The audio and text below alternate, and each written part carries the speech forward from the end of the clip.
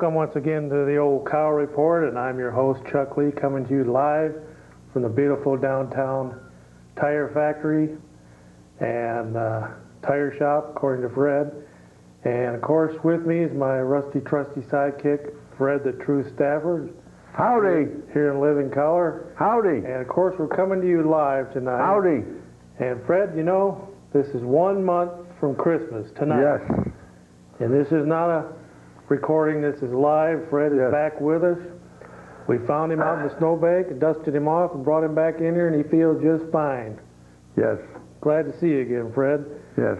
And of course, I want to let you know that the Loyal Order of the Raccoon is now in business. Is there any new business today, Fred? No. All right, just checking over there. Well, Fred, you know, since we were last together, many, many things have happened. We got a whole new government elected, and locally and nationwide, and down there in Madison, and got rid of some of the dead wood down there in Madison, and not enough of it. A few of the deadheads are gone, Fred, but there's plenty of work to be done down there to get rid of those tax and spend liberals and pseudo neo-socialists and those pseudo conservatives that talk big but give us more taxes every year. We got plenty of them phony conservatives doing that to us every year, Fred. Yes. They're good at telling us one thing and then cutting deals and spending big money down there. And of course, Fred, you know, we lost that lottery, the lottery tax credit on our houses. Yeah. So they give us with one hand and take away with the other. Yes. Just like an old communist trick from way back, Fred. Well, that was done through the court. Well, it can be undone down there in Madison then if they want to. But you know, yes, you know, it's money out of all of our pockets. Anyone that owns any real estate, they're not going to get that tax credit. So between that and what the city and the school system here stole, you're not going to get the big Christmas present that we've been talking about here for many months. Yeah. They figured out a way how to chisel it away from the taxpayer and put it back into the coffers here. And of course, that's one of the things we're going to be talking about tonight is the new city council budget, Fred. Yes. And we'll be talking about many, many other things. And of course, if you want to join in with us tonight, our number is 839-6261, and you call in and tell us what you think about the latest tax increases by the city government and the resignations of Ron Wampler from the county board, actually from the county administration, and the resignation of Mark Huey Lewis from the city council, Fred. He's not running for re-election, and now I see why. Why? Well, they got them Cuban cigars out. You know, most communists and socialists smoke Cuban cigars. They won't smoke the ones made in Florida. So that bunch over there at City Hall got their Cuban cigars out, cut their big deals, and hired 12 new revenue agents for the city. Revenue agents? And then they... revenue agents? Yeah. Well, some people call them police. Oh, that's what I wondered. But actually, they're revenue agents, because what they do is they raise revenue for the city by writing tickets. So we got 12 new ticket-writing revenue agents on the city roster now. But after Lewis and them saw the handwriting on the wall with one hand, as usual, after they got done smoking their Cuban cigars and they cut all their deals with all their buddies, they handed up a over 7% increase in the local taxes here to fund all kinds of insider and chummy buddy kind of deals here for all the insiders in the city.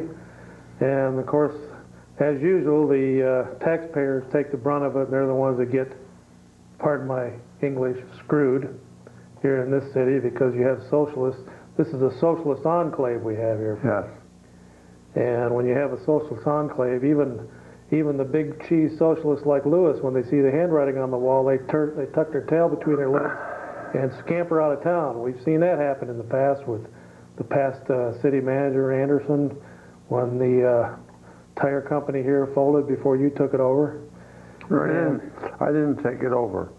Well, go ahead. We saw him scamper out of town, and they had to replace him, but now we see Mark Lewis, after he cut one of his fancy deals here, scampering out of town, Fred.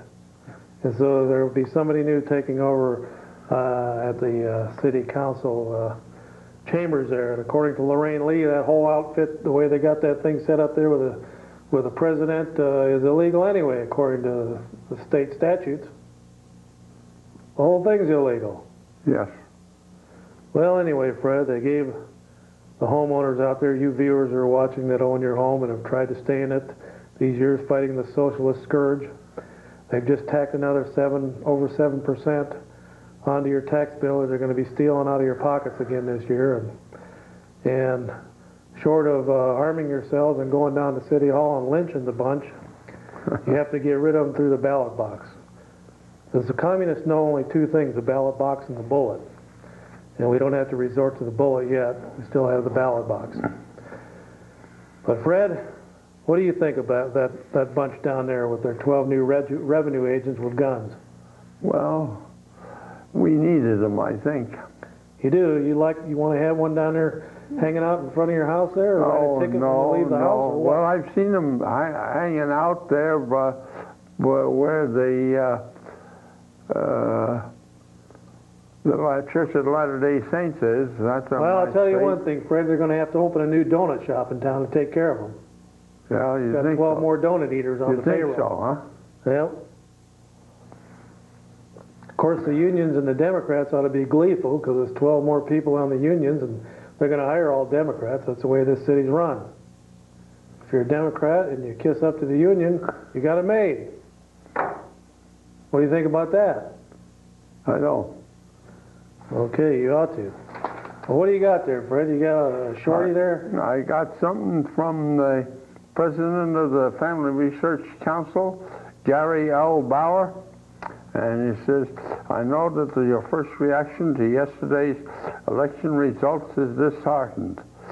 That was my first reaction too, but I write this letter with one message. Bill Clinton may have been reelected, but we will never let up in our efforts to block and reverse his radical and anti-family agenda. What's all that mean to you? Well, he's going to proceed with what he's been doing all along. What's that? Deceiving the people. I see now Hillary's going to take a formal role in welfare reform in this country. Yeah. That's kind of I don't know if I believe that or not, Fred. Put her in charge of welfare and it's just going to get bigger. Mm-hmm. A socialist can't change his stripes no more than a zebra can. Is that right? That's right, Fred. Except in your case, and that was many years ago, when you finally wised up and moved out of New York. I moved. I was fighting when I lived there. Did more fighting than Okay, I've Fred, done well, here. let's get down to it now. Yes. When you used to, before they closed the tire factory, you had... No. I never had anything to do with the tire factory. You had the vision to bring in 10,000 rubber trees and repopulate the rubber. I didn't have any idea at all of that nature. I didn't bring any in, and there's none here. And those rubber trees grew into quite the deal here, Fred. And when the time came and they gave you the tire factory for $1, They didn't give me the tire factory for anything. you moved into action. You tapped those 10,000 rubber trees. Didn't do that at all. So you're And shooting the bull. everything came to fruition. Yeah. You started using the raw rubber, and I don't use raw rubber or anything and it all like came, that at all. It all came right online. It just fell right into place, Fred. Now, why don't you stick to it the truth dovetailed there? right into place there. Stick to the Down truth to there. where we are today, to where now you make your own tires and put them on I the cars don't make and everything. any tires. Go ahead, you're on the air. Hello. What do we got here? I think we lost that one there, Roy. You'll have to... There, they're coming back on there. All right, well, Fred, Yes. you know, we do get email from time to time. And this one's from Sally, and it says, we love Fred very much. What happened to him those 2 times he was missing off the show? So you want to tell him what happened? Yeah, I didn't come to the here. I was in the hospital for a while, and when I got out, You didn't come for me that one night, so I didn't get here. But there's I don't more, drive the car, you know. there's more to the story, though, Fred. They're keeping you from driving. No, I don't drive yet. How much longer you got to wait before you can get Well, back behind the wheel? I hope at the 16th I'll be able to drive again. Well, that's good, Fred, because we need more people like you out there driving. And of course, if you want to send us email, our email address is cows@discover-net.net, and you can leave an email message anytime, 24 hours a day, 7 days a week, 365 days a year. That email address is always open for your dining pleasure. So we'll take this call now, and hopefully they got the phone line straightened out. Okay, caller, you're on the air. Yeah, see, I wanted to know what you guys thought about Hewitt losing his job there with the write-in campaign. Who did? Hewitt, our local sheriff, was walking around drunk on the street. Okay, well, Fred's known him for many, many years. What do you think about that, Fred? Well, he lost. And I know there's quite a campaign that's to elect our present sheriff. And I was surprised that he was elected, although I was told he was going to win. Well, you know, there's a lot of pressure on a job like that, Fred. You see a lot of blood and guts and gore. You take a lot of abuse, and you see a lot of things that the normal person doesn't see in 14, 15 years, and it gets to some people. And he's not the first or the last sheriff that drank a few. I remember the town I lived in down in Illinois, the sheriff was fallen down in the ditch, slobbering drunk. He was never sober, Fred. The deputies would have to go out and they'd literally have to pick him up out of ditches and throw him in the back of the squad car and get him home and get him sobered up. So for the few public appearances that he could make. But what I'd like to know is why he get away with this, not the general public can't do that. Well, it's because there's who polices the police. That's the old question. What cop is going to arrest another cop? That sounds like another Mark Furman to me.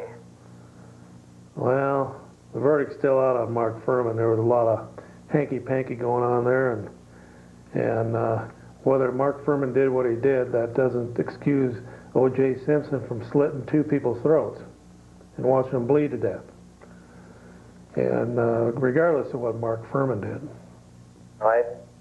If he had been put in jail a lot longer than anybody else because he was being paid to do his job and he wasn't doing it properly. And I think it's a poor excuse for a sheriff to walking around drunk in the street and doing what he's been doing. And he's been doing it for years. And it's been known throughout the city of Eau Claire and the county of Eau Claire that he's been out undercover cars drinking into the women and roads around. Well, that's all came to an end now. We got a new sheriff coming into office here in the next few weeks, and he is very professional in his job. He's got a strong background in busting drug offenders, and this is the perfect time now for somebody of that caliber to move into that situation, because I could probably predict right here that we'll probably see our first actual drive-by shootings this coming summer.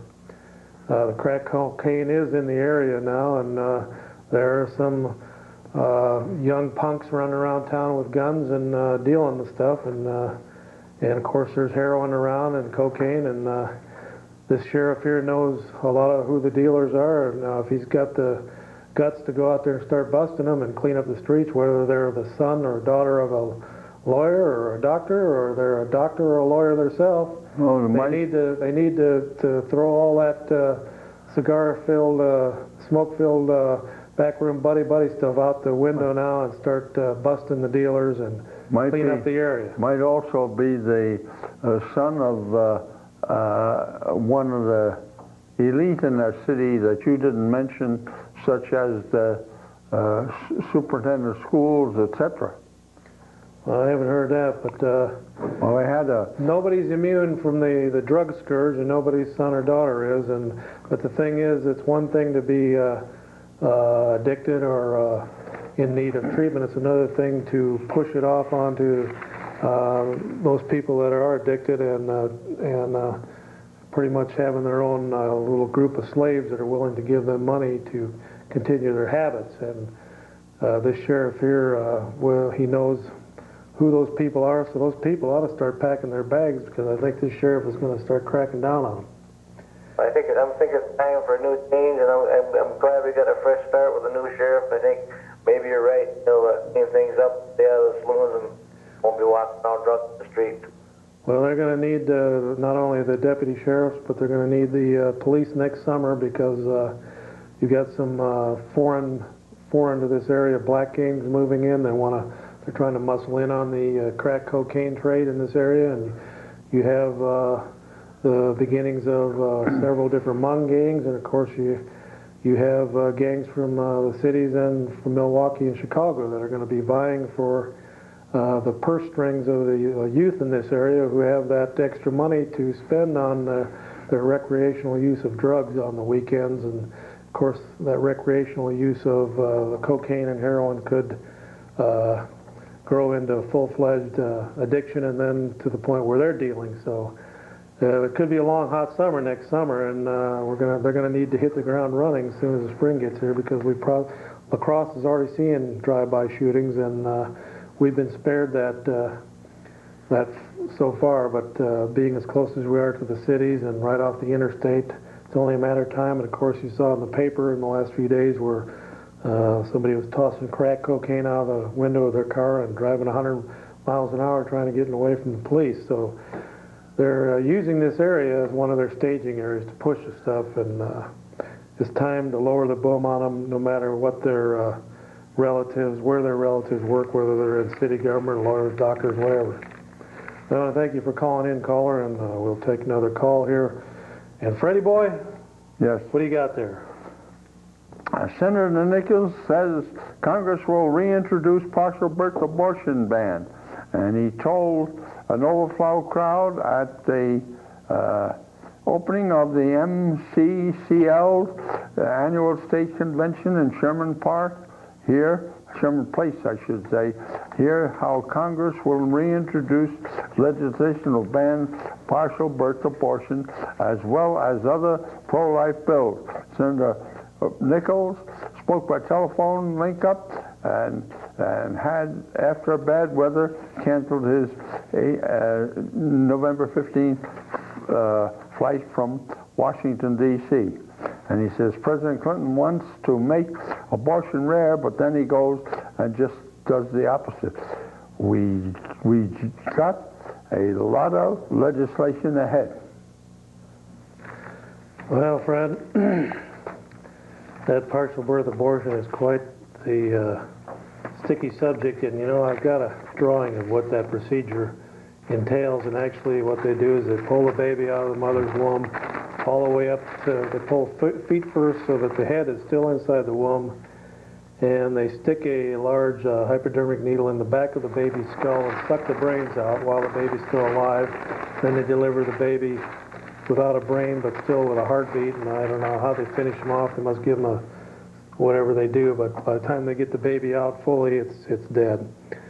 And we're talking about up to 9 months, and even Democrats said it's the closest thing they've seen to infanticide and Hitler tactics in this country in the last 50 years. And unfortunately, Clinton went with the left-wing socialist baby killers and approved it, vetoed the bill to keep it legal, and then he has the gall to turn around and get on Christian radio stations and say he's against it. That's just the kind of man he is. Go ahead, caller, you're on the air. You go deer hunting now? Pardon? You go deer hunting? No, I don't know if you did this year or not, Fred. What? Go deer hunting. No. Yeah, I got a nice 30-pointer. You did? Good for you.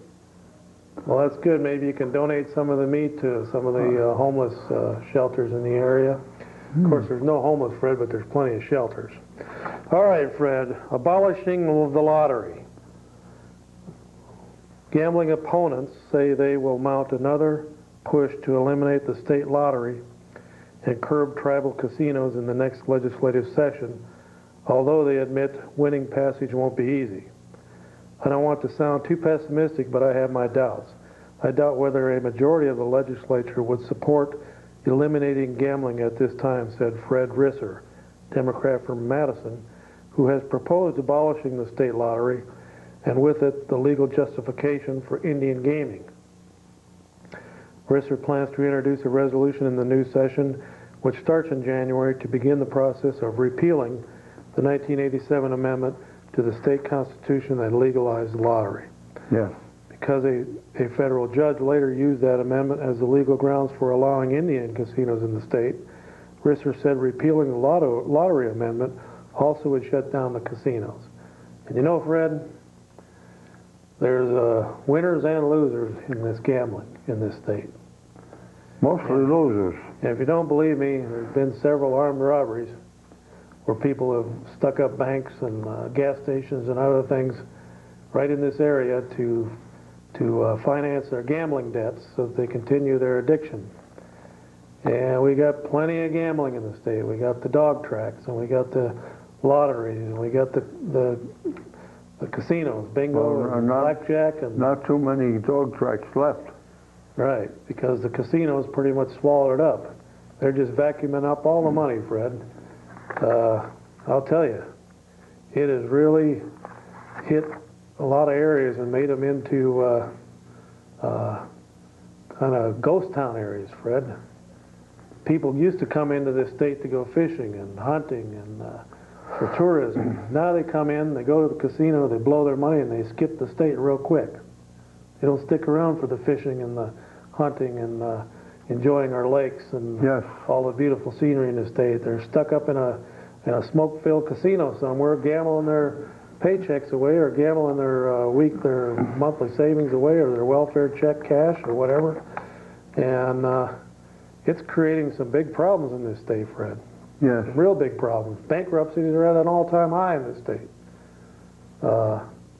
One state legislator says the mafia is involved with the gambling in this state. They're in there ripping off the Indians at their own game there.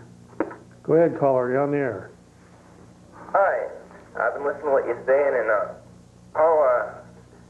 how would you think to go about repealing that, the Indians' rights? I mean, it'd be hard to take away something that you give somebody, especially with the way it is right now. That Indians are already, everybody seems like it's against it in Wisconsin. You think that would worsen the conditions? Well, I'll tell you, there's millions upon millions of dollars that are coming into the Indian tribal coffers. I don't know how much of it is trickling down to the rank and file Indians back on the reservations, and how much is getting siphoned off by the mafia and the thieves within the leadership of the Indian tribal councils. But it is a fact that a lot of it is disappearing, and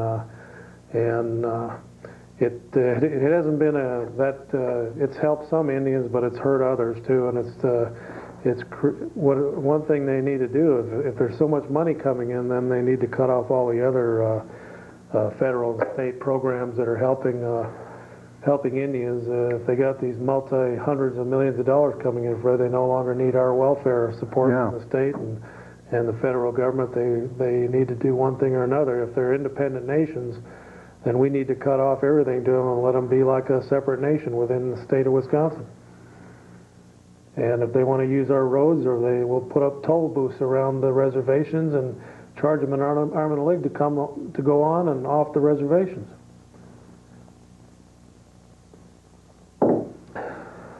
They got reservations in South Africa that are landlocked inside the middle of South Africa, run by their own governments. They can do it in this country too. If they're separate nations, then let them take care of themselves through the gambling. Go ahead, caller, you're on the air. If they're not separate nations, what'd you say there, Roy? The battery going dead or what? Okay, Freddie. So what do you think about that? You bought any lottery tickets lately? No. You know them lottery tickets, Fred, that's quite a deal. What is it, 1 in 50 million or 1 in 5 million chance? you got a better chance of getting hit by lightning. Of course, you'd probably rather win the lottery and get hit by lightning. What do you got there, Fred, before we take this next call? I got a picture from the New American Magazine, Partnering with Terrorists. And it's on the cover, and on the inside page, there is the people, and you notice that Yeltsin is there, the Egyptian leader, and President Clinton, Arafat, and others there, quite a few of them. Yeah. Well, you know, Fred, it's quite a deal out there, and you know, we have to be wary of that. But getting back to those rubber trees, Fred, then how'd you get all of them back over here from Vietnam back in the 60s? I didn't go to Vietnam, and I didn't do it. You I know. keep talking about it, and it never happened. Well, many people that went to Vietnam shipped back stereos and stuff, but I can't figure out how you got them past customs. I didn't get any past there. Okay, go ahead, caller, you're on the air. Yes, I was wondering what you felt about the bomb situations that have been going on in Eau Claire lately. The bomb situation, you mean the scare, All the scares that are going on, do you think people are getting that off the internet? Well, I think it's just the work of one or two anarchists who are trying to cause chaos in this area, and I think it's either one or two loners. They're college students. They have descriptions of one of them.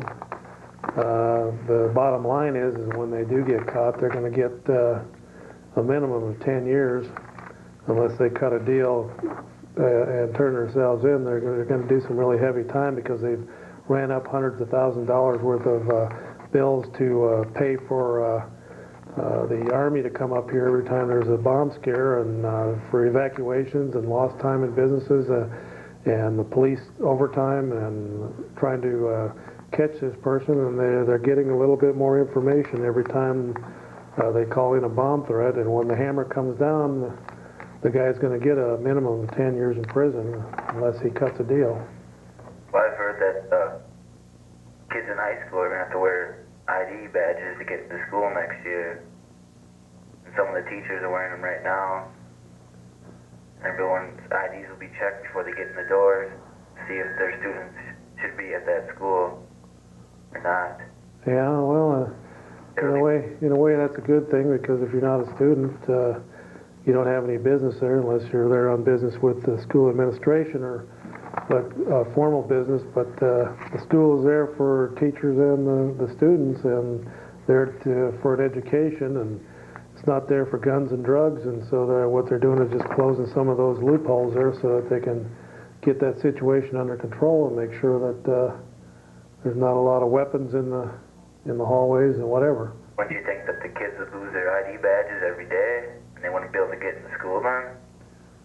Well, I'm sure they'll have exceptions. If they lose their badge, they'll get sent to the office, and They'll be making new ones every day for the students.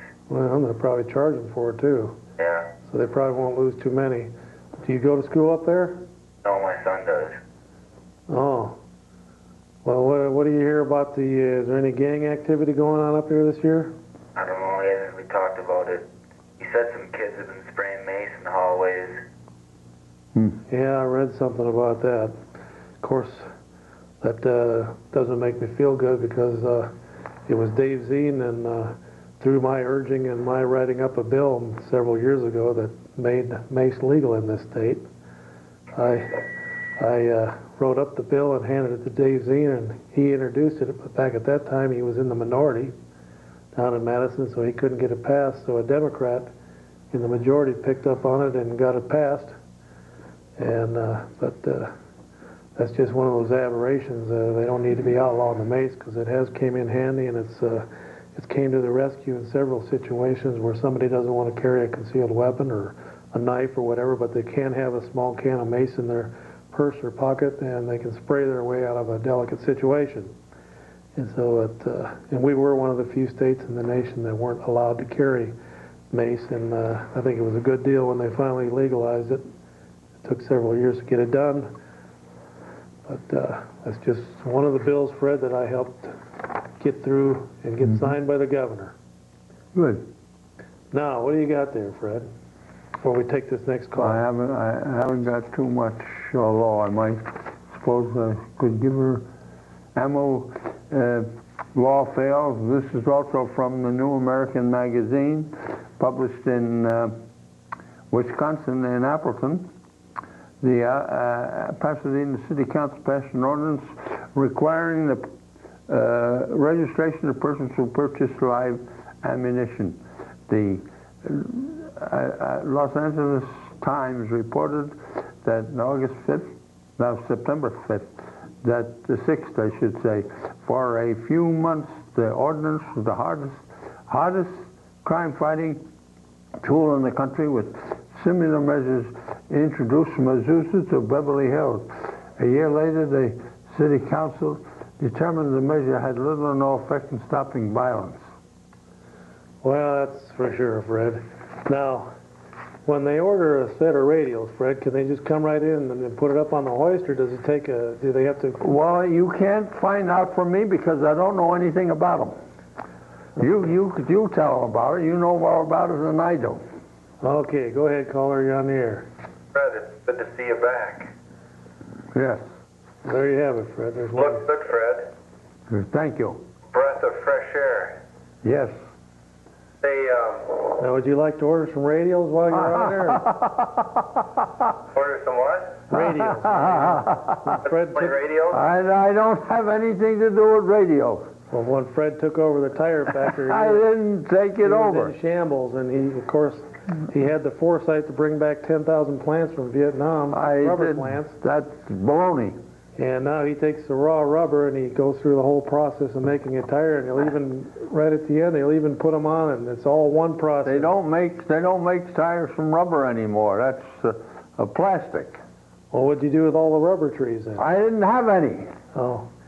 Well, what's up, caller? Well, could we analyze local government a little bit? All right. Can we give it a whirl, Fred? Well, we hope things are going to get better. Say, caller, do you own a home? Yes. Well, what did you get a 7% increase this year that you can afford? No, our income's probably down this year. So you can't, I'm probably thinking a lot of people are in the same boat. I don't think they got 7% increases in their salary to pass on to the city, but seems to be that the city doesn't care. Yeah, part of the problem with local government is it's not run by the city council. We have a handful of city staff, and those that can influence city staff run the city. You never see a city council person introducing anything. It's always, the city council always, with little exception, reacts to staff recommendations. That's who's running city government. That's the problem with city government. Well, I thought the city council was elected independently of the city staff, and should be the reverse. The city council should be telling the city staff what to do. Yeah, but if you look closely, and you don't have to look too closely, it doesn't work that way. Well, you know, it's always been my contention that there's a lot of patting on the back, and you got to know the right people to get hired, and it helps tremendously to be pro-union and pro-Democrat to get to be one of those 500 plus people that work for the city. That could well be, but what's the sad part of city government is it's being run by the city staff. Well, something else happens is also the Chamber of Commerce. The people in the Chamber of Commerce got a lot to say about these things. Absolutely. The Chamber of Commerce is a political organization with their own agenda, nothing more.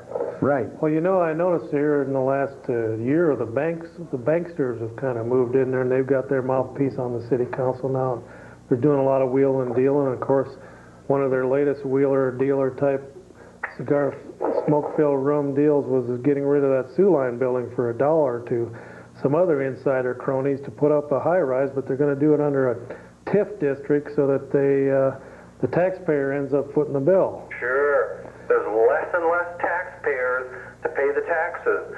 1/3 of city property, in fact county property, is now owned by tax-exempt organizations.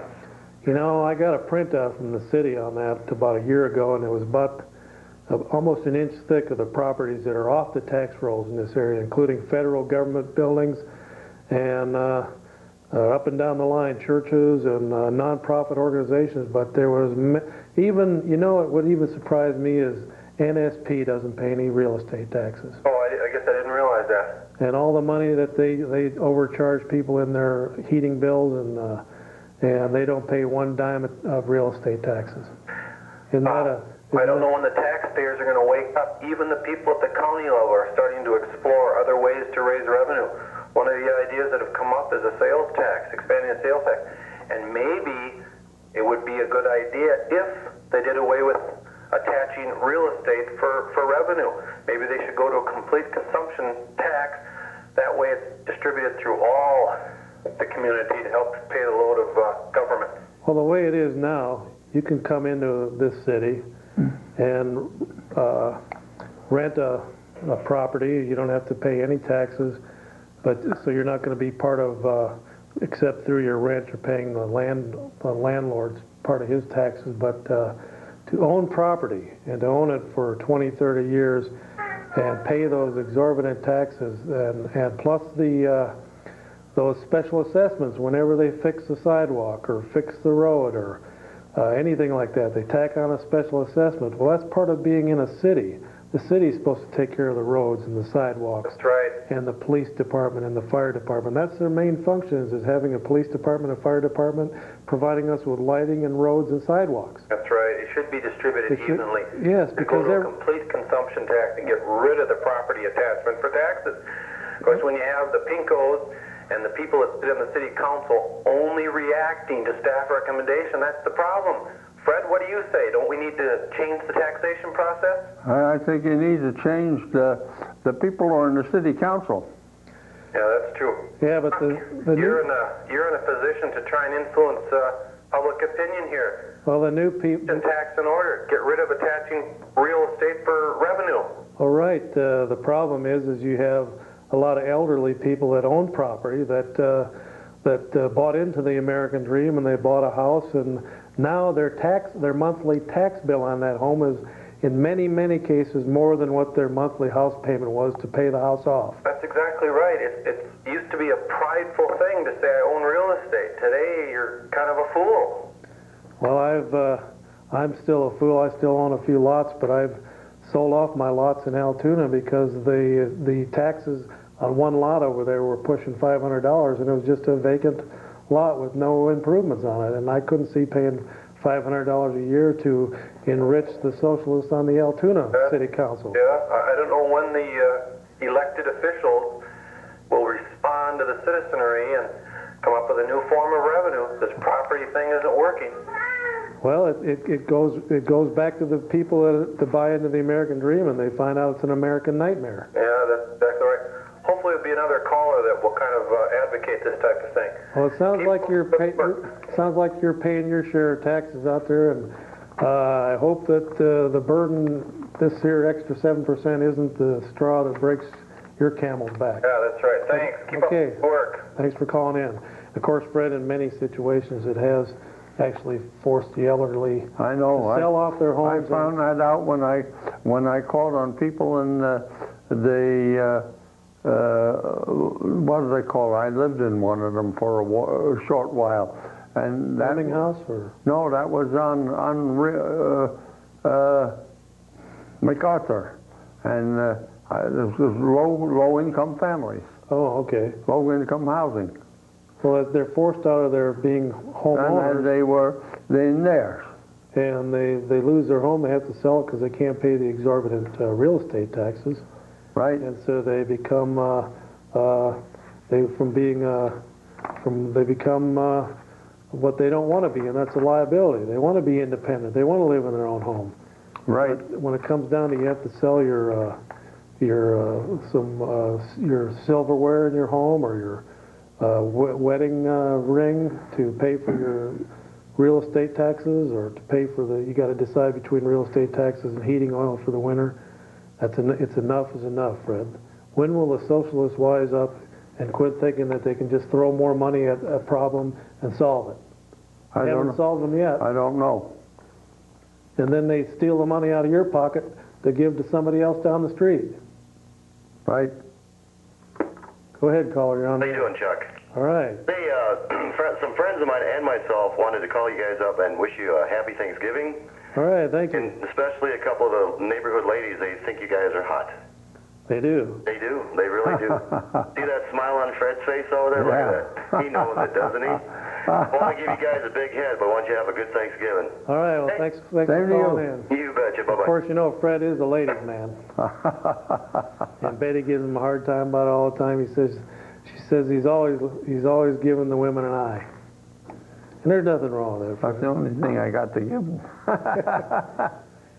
Yeah, Fred, well, I'll tell you, you're doing pretty good they said you had a stroke. I can't see it. How's your writing skills? You got them back 100%? No, I haven't really done. I gotta start writing now one of these days. So they just said you still got a little bit of a problem with your right hand. That's about Yeah. it, huh? Right. Your leg back My 100% leg now? is more or less back. Well, that's good. Well, that's good, Fred. We got another call coming in, but have you got another short paragraph Yes. there, Fred? Is the threat of nationalized health care still lurking in the wings, or has Hillary Clinton given up on that particular ambition? Though these plans were largely muted during the recent presidential campaigns, Mrs. Clinton has not given up on the federal takeover of health care. She said during summer visit to Europe that she sees her failed scheme as a basic model for future action. A press aide to Mrs. Clinton said the First Lady remains the primary spokesman for the administration in the healthcare field, who envisions a step-by-step process of instituting healthcare for every American. Well, that's very true, Fred. And you know there's another very important petition that's traveling around the state of Wisconsin, and it's topped the 10,000 signature mark, and that's being put out by Pro-Life Wisconsin. Has a petition out right now to oppose the legalization of assisted suicides in Wisconsin, Fred. Yes. And Representative Tammy Baldwin announced Is this pushing spring that. she will attempt to legalize the practice through a piece of death with dignity legislation. So we're going to have all kinds of Kevorkians running around the state if they get that legalized, assisting people with suicide. And we're on that slippery slope there, Fred. And somebody's pouring water on the edge You of get the that slope. publication too? Yeah, I'm a member right here, Pro-Life Wisconsin. I've been a member for many years, Fred. Yes, good. They're the more I get. they're the more I get it, proactive too. of the two pro-life groups in the state. Yeah. They're more down in the trenches. I think the other group has kind of gotten too big for their britches. Oh, well, here the. Go ahead, caller, you're on the air. Oh, yeah, sure. I just have a question for you there, Chuck. Yeah. I was just wondering, are you going out for the hunt this year? You know, they got lots of extra bucks out there. Are you going to be out there for the hunt? You know, to call up the north winds. Uh-huh. Well, I'm not much of a hunter, but I know Freddie. I'm Freddie's not knocked down a few deer in his a lifetime. hunter. I'm not a hunter either. Oh, yeah? Well, do you support the hunters there? I mean, our right to hunt, you know, or Well, you know, them deer are nothing but rats with big ears and hoofs, so they're not hurting anybody to get rid of them. I used to pick them. I had a contract with the DNR. I used to have to pick the slimy things up off the road. They're just giant rats. They're related to the rat and the kangaroo. Yeah, ain't that truth there? Yeah, I got a question for you there, though. Yeah. How do you feel about the presidential the results there with that? Well, the Republicans, not all of them, but the ones that got behind Dole. Dole's been their man for 20 years, and so they finally succeeded in getting their man through the Republican convention and getting him to be the nominee. It was a foolish mistake. Dole was a loser 20 years ago, and he was a loser on election day. So who would you have supported? 10 years ago. I'll tell you that Pat Buchanan could have got as many votes 8 years ago. as Bob Dole did. Oh, yeah? Ah, I didn't know that there.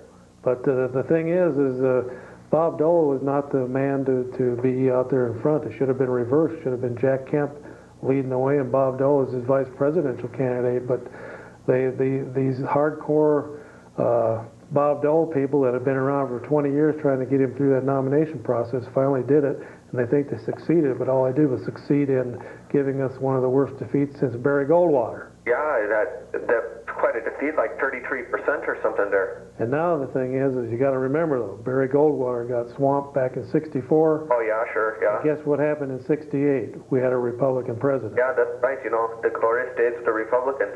And so now, 4 years from now, we're going to elect a Republican president. These moderates and liberals in the Republican Party, their heyday is gone now, and the party's going to get down to business and getting a candidate that can win.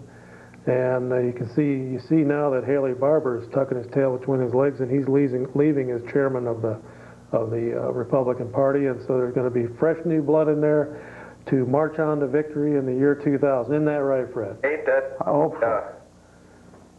And of course, in some places like out in California, there were so many illegal aliens voting that we lost one of our beloved representatives, Bob Dornan. Okay, now, how do illegal aliens vote? I mean, you have to have, like, certain things for voting. All you have to do is get a letter with an address on it Oh, yeah, sure, Third Ward Posse, I know where you live and I'm going to kill you. and fake IDs.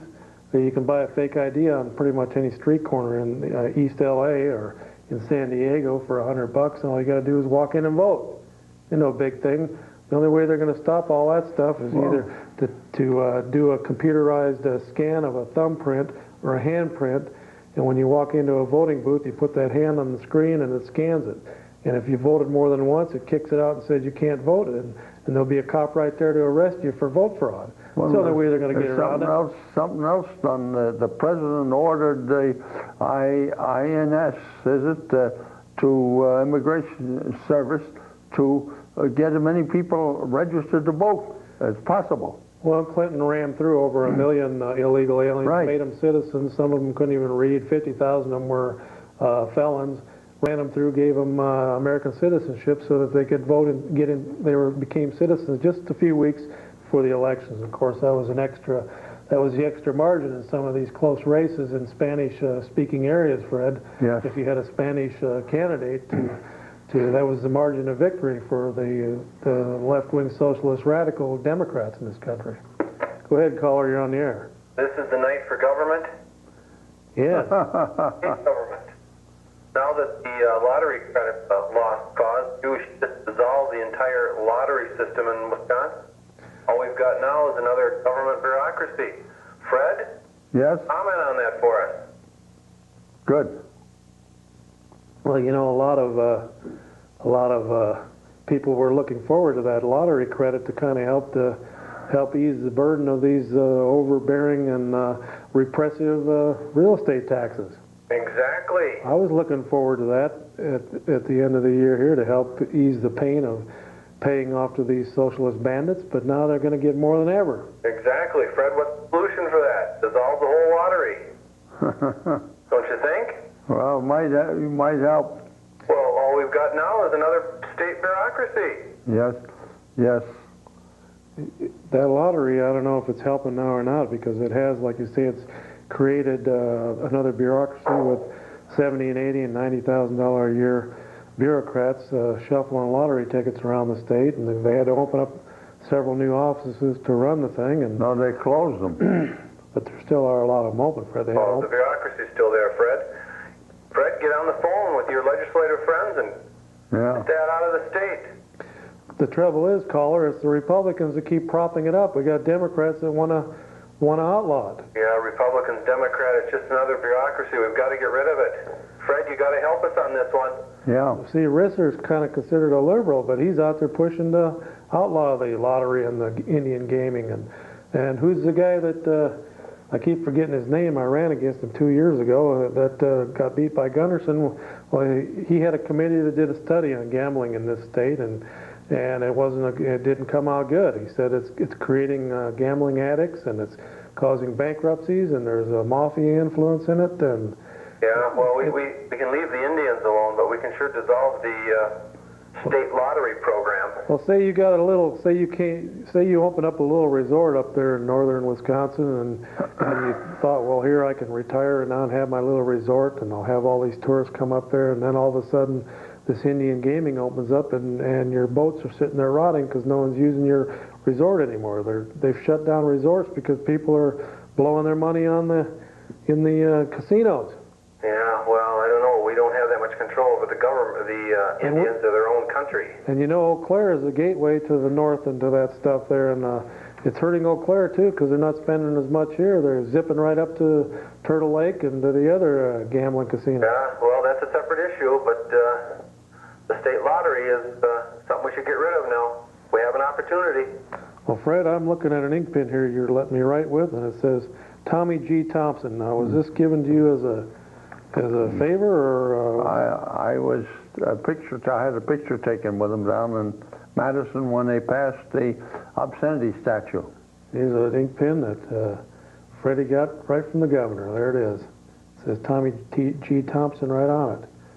And of course, you know, Tommy promised us lower taxes, but in exchange, we got all these user fees, hikes. What do you think about that, Fred? Yes, I agree with you. And now the fishing license and all that's going to go up again. Mm-hmm. So they, with one hand, they tell you that they're waving a hand up here saying, vote for me, we cut your taxes. And with the other hand, they're signing legislation that's making your user fees go up for everything. I know that. Everything that, every kind of license you can think of, and gas taxes are going up, and hunting and fishing and the whole works. The best thing they could do is put a muzzle on that DNR. You know, that's a police state within a police state. Mm-hmm. And a lot of times they don't even answer to the legislature. It's another bunch of revenue agents with guns out there forcing justice on the peasants at the end of a barrel. Go ahead, caller, you're on the air. Good to see you and Royal Fred back on there. I'd like to comment on that sheriff thing. The sheriff did to himself, no longer the sheriff, so he got penalized for that. As far as the taxation thing in the state, so our governor is the one that allowed it in the state to begin with, and he got himself a little hook off there. Now he's been negotiating with Indians again right now with the tribes, and I think he's in a lot of trouble. What people are saying now, well, tribes have casinos, then why can't Chuck, Fred, myself? You know, they're nice guys, they're good citizens, let's give them a casino also. Well, the thing is we've elevated a certain segment of society, the Indians in this case, we've elevated them up above the rest of the people in the state, and we said, here, we're going to elevate you up, we're going to make you a special class of people, and we're going to give you special rights, and one of those rights is casino gambling, so that you can fill up your coffers with hundreds of millions of dollars every year, but we're not going to give the rest of you people down here that same right. Well, this is true, but... That was done by a judge, you know. Well, I understand this, but, you know, on the same token, you know, we're talking about the mafia and one thing or another. Well, let's talk about the Buffalo Brothers. All those machines that are in these casinos belong to the mafia. They tell us that these machines pay off 98%, but now let's figure out where this 98% goes. First off, the mafia, or the Buffalo Brothers, they get first cut, and then the Indians get their cut, and then after that tell us that it's 98%. Well, if it's 98% payoff, then why are we having all this crime? Why are we having all this bankruptcy? So, I mean, we got to take a good look at this thing. But we got to start at the governor's office. Now, the governor got us into this mess, the Judge Crabb, and then the governor, let's go right on down the line. Now, I think Tommy Thompson, he's in a bind. He's got to take a good look at this. He's got to get us out of this bind. Well, all he's doing is trying to cut a more favorable deal. He doesn't want to get rid of the gaming. But you're right there. It was so bad at one time there that the Indians were renting these one-armed bandits, what do you call them, Fred? Yeah, Slot machines. The slot machines. They were renting them from these outfits, and they paid so much in rent that they could have bought them 3 or 4 times over. Exactly. But one thing you got to remember about gambling, and I'm not opposed to gambling, but let's take Las Vegas, okay, the city of sin. Everything you see in Las Vegas, those big casinos, bright lights, all losses. Not winnings, that's all losses. And as long as you remember that, there's no way you're going to beat a casino. No way. Well, the lure of it's there, though, and people go there because they think they can beat the system, but it's weighted in favor of the casinos, and of course, this Indian gaming is kind of shaky anyway, because I don't think it would be that hard to pay off the people that come in there and check those machines, and you've only got a little commission down there in Madison that's supposed to oversee the whole thing, and who's to say that a couple of them aren't in the mafia? I'm with you. I'm 100%. So, I'd like to just real quickly talk about our city here too. I'm a taxpayer. The lottery credit, $136.08 a year. As far as I'm concerned, that's insult to all of us. Should have got a lot more than that. And that's else got to address. okay, but now that's piling up in a bank account because it's illegal. What are they going to do with all that millions? Yeah, but how about our tax relief? Let's give it. Right. They need to shove it right into tax relief in another form there, and those legislators that we send down to Madison from all over the state need to get down there and start paring away at some of these bureaucratic socialistic programs and giving people Christmas presents and Thanksgiving presents in the form of less taxes. And I don't know, you know, I've lived in this state since 1986, Fred, and all I hear is people belly aching about their taxes going up every year for the last 11 years, and they keep going up. Right. Just so when you get on the brink of thinking you're going to have a big savings, some judge knocks it down and says it's illegal. So all that tax money from all that lottery money is piling up down there now. They need to figure out a way instead of. But see, Fred, the problem is now the legislature down there is looking at that money piling up, and they've already got it spent before they even go back into session down there. I guarantee you they already got it spent. Go ahead, caller, you're on the air. Hi, I was wondering where you got that mafia influence thing and the gaming issue? That was there was a study done by a state representative that ran for U.S. Congress here in Wisconsin 2 years ago, and his committee did a study on gambling in the state of Wisconsin, and they didn't like what they saw. There's a lot of problems with it. A lot of illegal activity going on, a lot of heartache on the people's end that got into the gambling and got addicted to it, got into bankruptcy and into beatings and murders and all kinds of things that go with gambling and go hand in hand with gambling, like the prostitution and the thievery and the bankruptcies and the armed robberies. It all goes in there hand in hand with this when this stuff comes to a state. And through that study, they said the same things are happening in the state of Wisconsin now.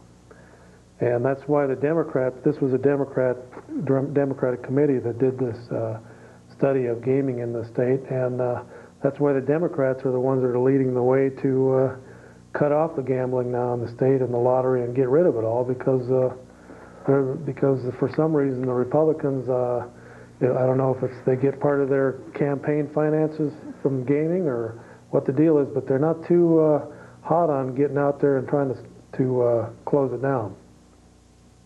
Well, why would you close it down? I mean, it only brings more revenue for Wisconsin. Now, when you weigh the whole thing, it doesn't bring any more revenue. Actually, it's costing Wisconsin because we're having to take care of all the new people that are going on welfare and the people that are going bankrupt and all the other social problems. It's bringing a few bucks in, but not anything like they thought it would be. And it's beginning to turn around and bite us. Well, Freddie boy. Yes. We only got a minute left, and now that one caller wanted to know how much more you charge for white walls. I don't charge anything. I don't have anything to do with white walls. And then if you're not making them out of... I'm not making them, period. If you're not making them out of rubber anymore, then what'd you do with the 10,000 rubber trees? I didn't have any rubber trees. Well, this is the last call of the night, Fred. Good. Go ahead, caller. You're on the air. How come I only see white people on your show? Well, that's like saying, how come I only see white people in Eau Claire? Because what? There's 98% white people in Eau Claire. But as a matter of fact, we have had we've had black people on this program, and They meet behind Lois Creek every Thursday night, the Klan. they do. Behind Lois Creek. Lois Creek runs a long ways. What part of it? Behind the school. Oh, yeah, okay, all right. Well, there's a local member of the Klan there, Fred, him and the other two.